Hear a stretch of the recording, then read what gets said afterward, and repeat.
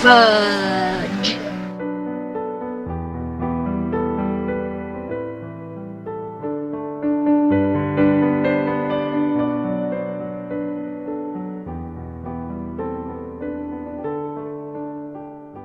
Home Alone. It's a simple enough idea, right? What would happen if you left a child alone in a home? Would he sit quiet? Would he tear the place apart? Maybe he'd burn it down.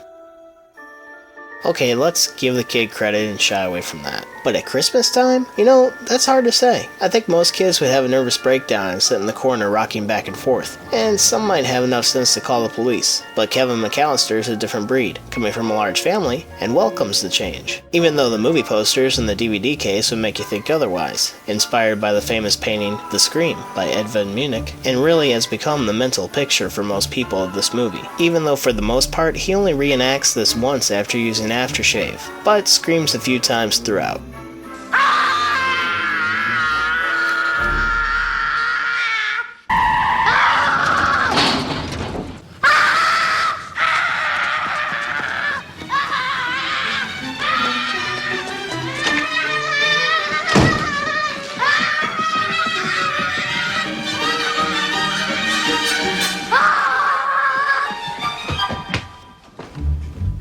Honestly, it's a good thing that this movie was made when it was. A movie like Home Alone, if released today, just wouldn't be realistic and grab the audience like it did back in the 90s. Because in all reality, Kevin's parents would still panic, but then calm down and call him, and if no response, they'd text, tweet, Facebook, or Skype him. And like a brain-dead little zombie, he would answer, and that would literally be the end of the film. So it's a good thing they didn't have those back then.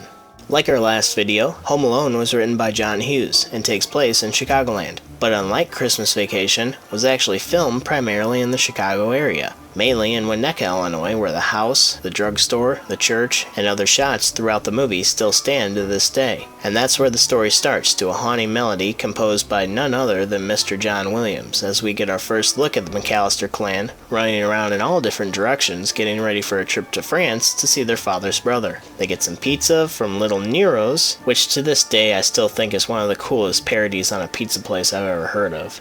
And, oh, wait a second. Can it be?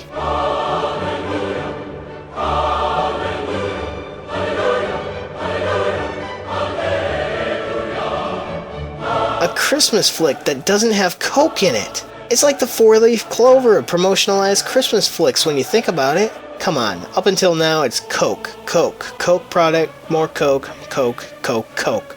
The brainwashing of some 50 plus years of the holiday season, and finally, something different.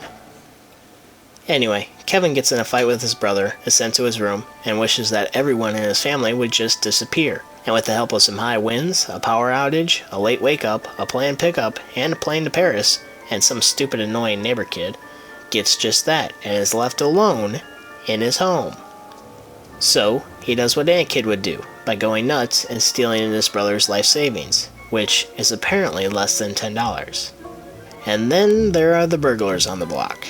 Joe Pesci and Daniel Stern, who in my eyes really steal the show away from Macaulay Culkin upon repeated viewings. The chemistry between these three characters and their interactions with one another gels so perfectly and almost shades similarities of classic Warner Brothers cartoons.